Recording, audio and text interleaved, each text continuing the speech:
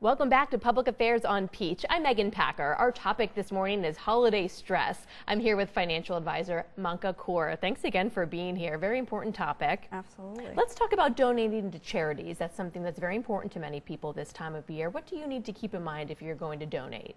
Absolutely. I think it's a very important topic, and it's very important to me as well. I think it's not a surprise that holiday giving typically reaches its peak at this point. And I think a lot of it has to do with the fact that volunteerism is just not about doing something nice, but also about enriching people's lives and making our communities better as well. I think you may be able to deduct your charitable contributions to a qualified charity if you itemize your deduction. Additionally, you may be able to write off property as well, but it does depend on the fair market value of the property at the time of the donation also. So there may be some tax consequences, and you may want to discuss it with a tax advisor. I think another very important thing to note here would be that you would want to make sure you keep proper receipts and proper records as well of your donation. Just in case there's an audit in the future, or you don't want to miss something come tax time as well when you are discussing this with your CPA. Keep that paper trail. And I know you've mentioned that you can donate stocks to a charity. How does that work? Absolutely. I think another way of doing it is also donating stock to the charity.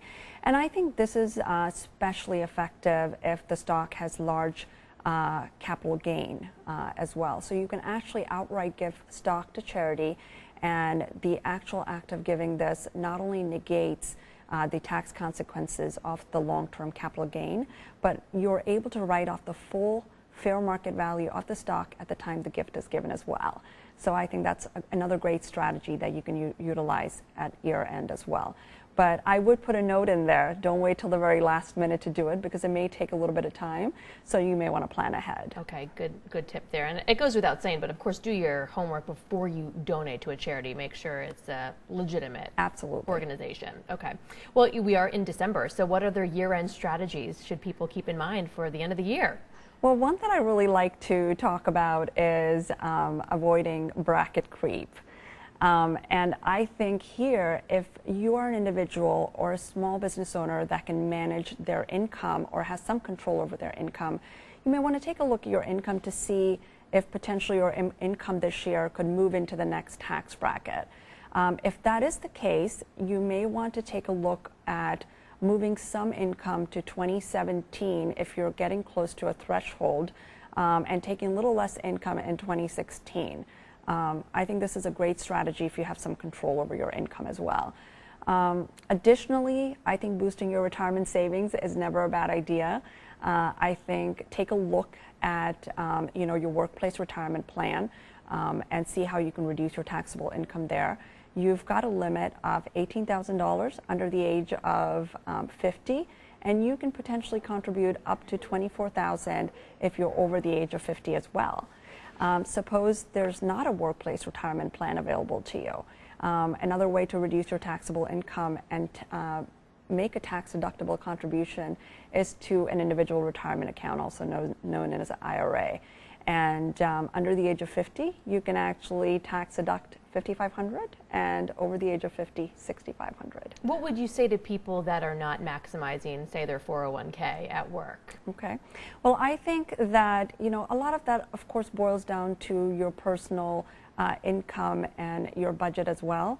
But I think as long as you can maximize, and if you can try to increase what you're putting into your 401k at least each year, it's going to help you get closer to that goal of retirement as well. So I highly encourage people to take advantage of that opportunity that we have been given by the government to maximize the 401k and put money in so that we can eventually be able to use that for retirement. It might be hard to think down the line in the long term as opposed to what you're getting in your bank account right now, but so important to plan. Oh, absolutely. That money goes like that, right? Absolutely. And I think you're more likely to keep your money if you automatically defer it.